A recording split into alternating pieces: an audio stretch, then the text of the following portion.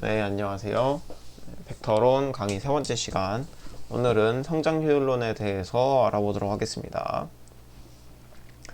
성장 효율론이라는 거는 뭐냐면은 성장하는 것 그 자체보다는 이제 각각의 성장의 효율 자체를 먼저 발달시키는 것에 이제 성장의 효율 자체 이제 자원을 쏟는 것이 성장 자체 쏟는 것보다 조금 더 좋다라는 것에 중점을 둔 이론이에요. 그러니까 간단하게 말하자면은 이런 거죠. A라는 사람이 있고 B라는 사람이 있다고 했을 때 둘이 똑같이 1시간 동안 수학을 공부했다고 가정을 해볼게요.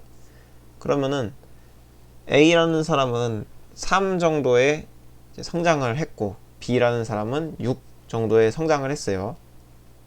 그럼 B가 A보다 성장 효율이 2배 정도 높잖아요. 네, 그런 거를 그렇게 이제 이해를 하시면 되겠습니다. 성장 효율이라는 걸. 네, 그렇게 이제 성장보다는 성장 효율을 발달시키는 것에 중점을 둔 이론인데요. 정확히 성장 효율이 정확히 뭐냐? 자, 보시면 성장 효율이라는 거는 그 성질부터 먼저 설명하자면요. 시간과 물질 자원을 많이 들어가면 많이 들어갈수록 요 성장 자체가 쉽죠. 네. 성장, 자, 이게 알매봄의 확장이 유리하다고 썼는데 잠깐 이거는 제쳐두고 성장 효율을 말하기 전에 우리가 뭐에 대해서 성장할 때 어떤 분야나 이런 것에 대해서 성장을 할 때 시간이 풍부하거나 물질 자원이 풍부할수록 성장하기가 더 쉽죠. 그리고 그 분야에 대한 정보들이 내가 더 많이 알고 있을수록 아니면 더 많이 접할 기회가 있을수록 성장하기가 또 쉽죠. 그게 두 번째고요. 그리고 내가 그 분야에 대해서 필요한 능력치라든지 아니면 뭐 기본적인 재능이라든지 이런 것이 숙련이 돼 있을수록 성장하기가 쉽죠. 그렇죠. 자, 그러면은 성장 효율론이라는 건 정확히 뭐냐? 이렇게 그것을 간추려서 이제 뭐 자원 그리고 직접 정보, 속성 정보 이렇게 세 가지가 이제 골고루 풍부하면은 이제 성장이 아주 효율적으로 잘 된다라고 했을 때 이것을 하나만 계속 파는 것이 아니라 세 개를 동시에 올려주는 것이 이제 가장 효율이 좋다라고 이해를 하시면 되겠습니다. 그래서 표현을 곱하기로 표현을 해놨고요. 이해가 조금 쉬울 수 있게 자원이나 뭐 자원 한 개라든지 아니면 직접 정보 한 개라든지만 이제 막 혼자서만 엄청나게 숫자가 크면은 골고루 분배되지 않고 혼자서만 크면은 범위 자체가 좁겠죠. 실제로의 범위는 이제 그림판을 켜보자면 자, 이렇게 자원이 있고 직접 정보가 있고 속성 정보가 있다고 했을 때 자원 같은 경우에 뭐 한 내가 1 정도만 있다고 하고 뭐 직접 정보 같은 경우에는 내가 10 정도의 노력을 투자했고 속성 정보 같은 경우에 1을 투자를 했어요. 그러면은 이제 곱해봤자 10이 되죠. 하지만 똑같이 12를 4로 주면은 16에 곱하기 4에서 64. 자, 이 정도의 차이가 나죠. 물론 공식이 완전히 맞다라고 볼 수는 없겠지만 골고루 뭐 하나나 두 개만 계속 깎는 것이 아니라 이 골고루 세 개 다 골고루 관리를 해주는 것이 가장 성장에 있어서 효율적이다 라고 이제 라고 하는 것이 이제 성장 효율론이다 라고 그렇게 이해를 하시면 되겠습니다. 네, 그 다음에 그러면은 우리가 성장을 한다고 하죠. 어떤 분야에 시작을 한다든지 아니면은 정착을 한다든지 하면은 성장을 한다고 하는데 성장이라는 것을 하나의 분야라고 보는 겁니다. 지금 우리는 벡터론이라는 분야에 대해서 배우고 있는데 성장이라는 분야에 대해서 배운다고 했을 때 거기에서의 성장 효율은 뭘까요? 거기에서 성장률은 일단 자원은 배제하고 속성 정보랑 지적 정보가 있는데 성장한다라고 하면은 거기에 필요한 정보는 우리가 어느 정도 가지고 있을 수 있어요. 우리의 경험이라든지 아니면 지금까지 해왔던 뭐 다른 것들이라든지에 대해서 경험 같은 거 가지고 있는데, 성장에 대한 직접적인 정보는 사실 없단 말이죠. 그렇기 때문에 성장에 있어서 성장률은 성장이라는 것 그 자체다. 네, 요게 그 뜻입니다. 네, 그러면은 성장 효율을 우리가 높이기 위해서, 전체적인 성장률을 높이기 위해서 성장이라는 것에 대해 알아봐야겠죠. 그래서 성장 그래프와 성장 메커니즘에 대해서 알아보겠습니다. 자, 일단 성장 그래프입니다. 성장 그래프는 이런 식으로 표현이 돼요. 네, 첫 번째 단계가 적응 단계, 두 번째로 이해 단계, 세 번째로 창작 단계, 이렇게 세 가지 단계가 되는데요. 보통 우리가 뭐 노련하다 라거나 아니면은 고인물이다 라거나 할 때는 창작의 중간 이상 단계 뭐 그 정도, 아니면은 뭐 이해 단계 정도는 끝난 정도, 창작 단계, 여기를 이제 우리가 고였다 라고 표현을 하죠. 우선 요 그래프에 있어서 X축과 Y축이 각각 뭘 나타내는지 먼저 말을 해드리겠습니다. X축은 가로선인데요. 가로선은 성장 메커니즘이라는 수치를 표시하고 있습니다. 쉽게 말해서 경력이죠. 그 다음 Y축은 나의 범위, 그러니까 나의 능력입니다. 내 능력이 점점 올라간다, 이런 거를 이제 표현을 하는 거죠. 자, 그러면 첫 번째 단계인 적응 단계 한번 보도록 하겠습니다. 우리가 맨 처음 뭔가를 시작할 때 그걸 적응을 한다고 해요. 어떤 분야에 우리가 몸을 담는다고 했을 때 그 분야나 환경에 대해서 육체의 움직임이나 오감 같은 것이 적응하는 과정입니다. 그리고 그 다음은 이제 이해. 육체 움직임이나 오감이 해당 환경에 적응하는 과정이고, 이 경력이 늘수록 능력이 느는 그 그래프가 y는 x, 그러니까 1대1로 이렇게 쭉 늘어난다고 보시면 됩니다. 그리고 굉장히 시간이 짧아요. 이제 완전히 그 분야에 통달하는 시간을 100%라고 쳤을 때 10%의 정도 시간이, 아니면 그거보다 더 적은 시간이 적응을 하는 데에 들어갑니다.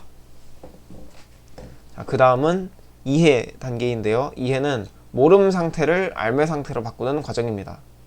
다른 사람한테 배우거나 있는 걸 모방하면서 내가 직접 뭐 뜯어낸다거나 분석한다거나 하면서 모름의 상태를 알매 상태로 바꾸는 과정입니다. 이 그래프 같은 경우에는 y는 x제곱으로 이렇게 쭉 수직 상승을 하게 됩니다. 시간이 지날수록. 왜 그러느냐? 우리가 적응 단계에는 이것은 이거구나, 이건 이렇게 하는 거구나, 이런 식으로 우리가 정보를 받아들입니다. 그런데 이해 단계에는 이거 이렇게 하면은 될 것 같은데, 나 이거 이렇게 해보고 싶어 하면서 내가 아는 정보와 어떤 정보들을, 내가 알고 있는 어떤 정보와 어떤 정보들을 계속 이어나가기 시작합니다. 정보가 하나 더 생기면은 얘네들끼리 또 이어봐요. 그리고 또 하나 더 생기잖아요. 그럼 얘네들끼리 다 이어봅니다. 이러면서 공간에 채워지는 속도가 시간이 지날수록 엄청나게 늘어납니다. 점이 늘어나면은 거기에 붙는 선 자체가 엄청나게 늘어나죠. 점이 늘어날수록.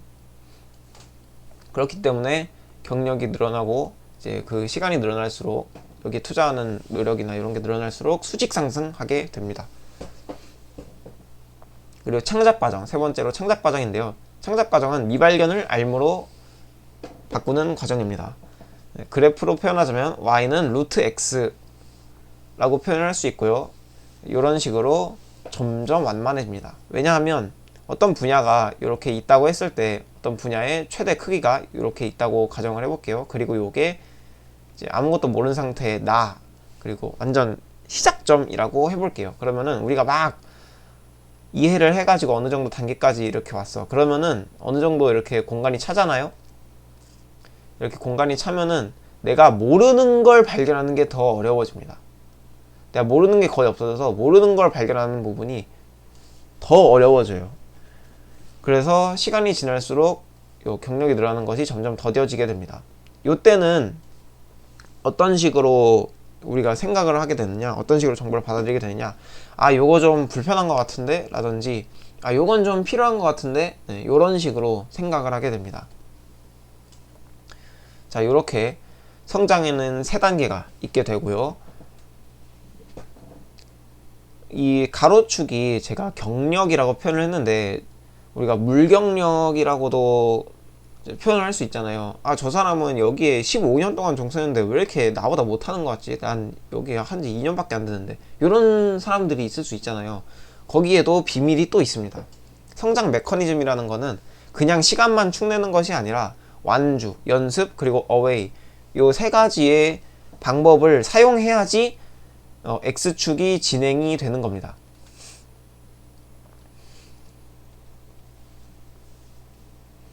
자, 일단 완주부터 하나씩 보자면, 완주라는 거는 해당 분야의 벡터를 1회 제어하는 것을 완주라고 합니다. 예를 들어서 우리가 뭐 배관공, 우리가 뭔가 배관을 수리하거나 뭐 뚫거나 이런 사람이라고 한번 해볼게요. 그러면은 그 배관을 고치는 데 있어서 이제 장비를 들고 가는 것부터 시작해서 가서 상태를 확인하고 뭐 파이프를 뜯건 뭐 부시건 아니면 교체를 하건 새로 달건 하는 것들을 한 번 하고 완료를 하고 그다음 뭐 보수까지 받는 그런 하나의 벡터라는 과정, 그것을 한 번 하는 것, 이것을 완주라고 합니다. 네, 그리고 그 다음은 연습 같은 경우는 완주의 일부 과정을 계속해서 반복하는 겁니다. 예를 들어서 뭐 몽키 스패너를 쓰는 거라든지 아니면은 뭐 필요한 도구를 챙긴다든지 뭐 어떤 도구를 사용한다든지 뭐 나사산을 깎는다든지 이런 어떠한 일부의 과정을 계속해서 반복하는 것을 연습이라고 합니다. 그리고 이 연습에는 필수적으로 작업장이 있어야 합니다. 작업장이 없이 연습을 한다는 건 말이 안 되는 그런 뜻입니다. 물고기가 물이 없이 헤엄을 친다는 거랑 이제 비슷한 개념이죠. 그 다음 세 번째는 어웨이인데요. 어웨이는 이해가 살짝 어려우실 수도 있어요. 이즘의 상태의 분야를 두고 다시 알무로 전하는 건데요. 그러니까 다시 말해서 우리가 이제 방금 말했듯이 뭐 배관을 수리하는 그런 경력을 쌓는다고 해봅시다. 그러면은 배관을 수리한다는 거에서 완전히 망각을 한번 하는 겁니다. 내 머릿속에서 완전히 떨어뜨려 놓는 거예요. 왜 그렇게 해야 되느냐? 어웨이, 그러니까 망각을 하게 되면은 한번 이렇게 떨어졌다가 다시 오게 되면은 우선 난이도 자체가 조금 내려갑니다. 숲에 오솔길이 생기는 그런 원리라고 이해를 하시면 조금 편하실 거예요. 실제로 해보면은 아, 이래서 이게 어웨이라고 하는구나 라고 하실 텐데, 지금 막 설명을 하자면, 그러니까 숲의 오솔길을 한 사람이 다니잖아요. 그 다음 또 사람이 다니고 그 다음 또 다른 사람이 지나가고 하면서 풀이 점점 죽으면서 거기 길이 나는 걸 오솔길이라고 하는데, 그거랑 비슷한 원리다 라고 보시면 되겠습니다. 네, 여기까지가 성장 효율론이고요. 3강 여기서 마치도록 하겠습니다.